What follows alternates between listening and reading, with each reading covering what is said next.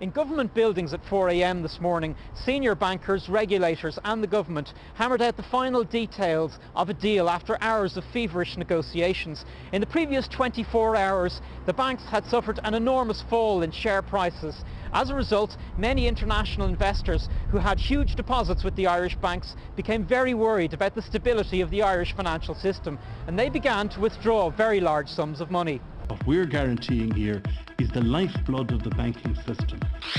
In the words of Minister for Finance Brian Lenihan, it was time for action, swift and decisive.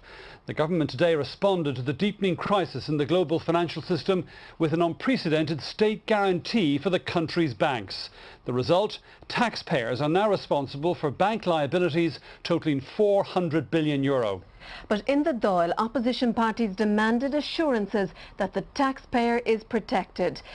But is the deal rewarding risky lending practices by the banks?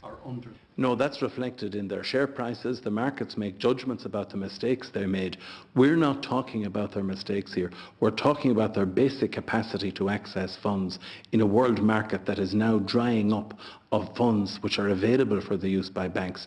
And I can tell you, if funds are not secured by the Irish banks, it will be a very, very serious matter for economic life in this country.